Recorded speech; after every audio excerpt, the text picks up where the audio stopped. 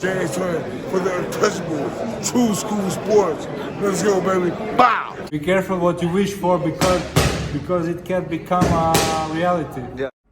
The untouchable true school sports empire, and y'all know the rest, man. Now listen, this is my official post-fight review for Richardson Hitchins versus George Kambosos Jr. The result of the fight is a very sensational, very memorable, and just awesome 8th round TKO victory for Richardson Hitchins.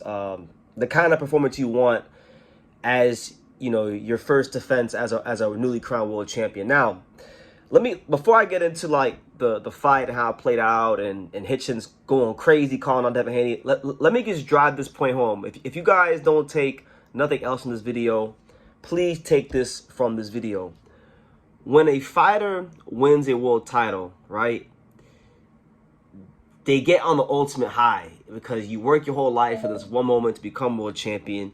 You get there, you become the world champion, right? So no matter who you fight in your first defense, it could be somebody that's tough, that people think is a great fighter, or a good fighter, mediocre fighter, a bum, whatever people think, whatever level that opponent is at, it doesn't matter. It's irrelevant because that first defense is always hard, because when you win a world title, you're on the ultimate high, and you're in the perfect position to have a letdown, right? So even though George Kambosos Jr.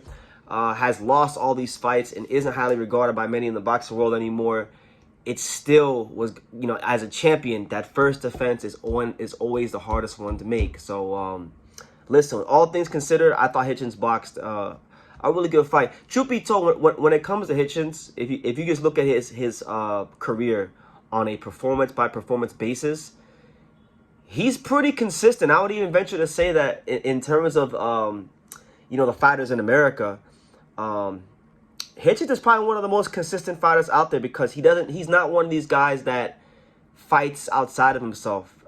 He's got an incredibly high boxing IQ, and you know, he fights within himself. He knows who he is, and he fights to his strengths as much as humanly possible. So he knows he's got, at 140, he's got long rangey frame, very, very educated, well-schooled jab, and unless you have to make him dig into his bag and make him have to throw the right hand, or, you know, show other punches, you know, he could beat you with just his jab, and his jab is what got him to the world title. So in this fight with Kambosos, he did a great job, as he always does, from the outside, commanding the fight, dominating the distance. I thought George was actually George is an aggressive fighter, but I thought his aggression was actually a little better in this fight than it has been in recent fights. The only thing is that, you know, after he would attack, the mistake he kept making, in his corner told him this, was the fact that he kept pulling out in a straight line. And when you're fighting a guy with Hitchins' length and you're pulling out on a straight line, that's gonna line you up for a jab. That's gonna make his life easier in landing his jab and getting his range established and keeping you at the end of his punches. So George was kind of he was doing all the work for Hitchins, and you know, Hitchins, I thought in this fight he showed a lot more of a concentrated effort to the body, landed some nice body shots, had George hurt early in the fight, and then it all culminated in the 8th round when he threw a straight right hand, but it wasn't like he wasn't trying to land the straight right hand. It was a throwaway punch. It was a punch that he threw to get George to bite on, so that he could set up the kill shot, which was the left hook to the body, and he placed it very, very well. It was a very, very well set up left hook to the body, and it was a one-punch body shot knockout, which I think is impressive, because you know, when you talk about Hitchins, you know, you don't really think about punching power, you don't really think about body shot knockouts, but this just shows you that you know, he's got a lot of tools in his toolbox. And if you get certain opponents will bring out different things in fighters, and Kambosos, being as aggressive as he is, allowed Hitchins to show him maybe something different tonight. So good for him. You know, now he's a solidified world champion, because now he's made a defense, and he's an interesting place in his career, Hitchins, because he's not, he said it himself, he's not with Matchroom anymore. He's a promotional free agent. So this opens up a whole truckload of options for him, because, you know, as the IBF champion, he could go fight potentially Gary Anton Russell, who, you know, I know he has history within the amateurs. That'd be a great fight, but he would probably have to sign a PBC to do it, which I think would be great. I think Hitchins is actually like perfect for the PBC platform. But we'll see. I would like that fight. That's a fight that I'm looking very forward to. You also have Teofimo Lopez, who was there ringside, who you know, he went ahead and called out. So you have you know, you have that possibility. You have Lopez versus Hitchins in New York, a big time unification fight. You know, and truth be told, I think Hitchins can win that fight. I think Hitchins can beat Teofimo pretty clearly. That's actually one of the fights for Hitchins as far as big fights that I would have zero problems picking him in. I think his style is all wrong for Teofimo Lopez. So I'll like that fight. And then obviously the big elephant in the room is Hitchins versus Matias. Matias is IBF mandatory, but Matias does have a fight with Alberto Puello on July 12th, in about less than a month from now in New York.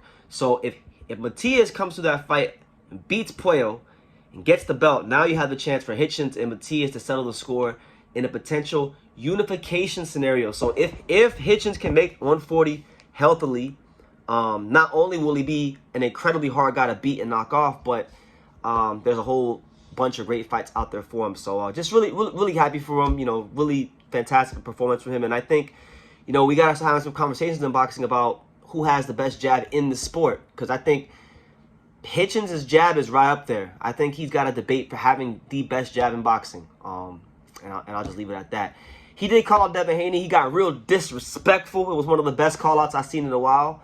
And I wouldn't mind seeing that fight. You know, I've said it in a couple videos before, on a couple lives, that I think that Hitchins has a better jab than Devin Haney. And I was saying it when it wasn't a popular thing to say. I would like that fight a lot, because I know Hitchins, you know, he looks at a lot of his peers that he grew up with and that kind of like got success quicker than he did. And he's always felt some type of way. So it'd be a really good fight for him. And I think Devin needs to prove that he's still one of the top guys. He didn't really do much in the Jose Ramirez fight to prove that he's quote-unquote back. So I think a fight with Hitchins would be really a good fight as far as him trying to prove himself. May not stylistically be a great fight because they're both technical boxers, but I do think, in my opinion, I do think one of those guys will take the lead. And I do think that fight could be an exciting fight style-wise, even though on paper it wouldn't seem like that. So those are my initial thoughts on that matchup. Shout out to Hitchins. Really good performance from him. As far as George Kambosos Jr., look, man, this guy is boxing's ultimate overachiever, and he is like the living embodiment of how one moment, doing something right one time at the right time in your life, being at the right place at the right time, can really change your life forever. Because really and truthfully, George has not had a good performance since the Teofimo Lopez fight, but he's gotten, you know, 2 fights against Devin Haney, a fight against Lomachenko, a fight against Hitchins. He's fought them all. And, you know, I'm not going to disparage George, because we sit here and we ask fighters to fight the best and take on all comers. And George is right. George could have milked those titles when he beat Lopez in Australia. He did not do that. He chased greatness. He chased the biggest fights out there. So for that, all I can do is respect him. And I don't know what else there is left for him to do. Like, he's fought them all. I mean, he's not going to fight any bigger names than he's already fought. You know, so who am I to tell George Kambosos to retire? But I think, you know, he is what he is. Like, he's not going to beat any of the top guys. So I would like to see George start getting matched with lower level competition. But see, that's not the kind of guy George Kambosos is. He wants to fight the top guys. And, you know, I just don't know who else there is left for him to fight. But he's been a great example of what a warrior should be, and I respect him. And I mean, I knew he was going to get beat up in this fight. I didn't expect much from him, so it kind of went to script. But yeah, George Kambosos Jr., one of boxing's true warriors. Definitely not someone I'm ever going to put down, because we ask our fighters to fight the best fighters. And here we have a guy that's went ahead and did it time and time again, regardless of the result. And he's been an asset to this sport. So shout out to George Kambosos Jr. for another great night of boxing. Much respect to him and his team. And yeah, Hitchins is still a champion, and his stock is on the rise. So what did you guys think? What do you guys think about Hitchins? What did you guys make of Hitchins versus George Kambosos Jr.? You know, leave your comments down below. Make sure you guys take the time to subscribe. Like I say in every single one of these videos, you can love me or you can hate me, but I'm just a kid from Dania. So until next time, take care, guys. Thank you for watching another video on the untouchable True School Sports Empire. For more great boxing content just like this, make sure you guys stay tuned and subscribe. You won't be disappointed.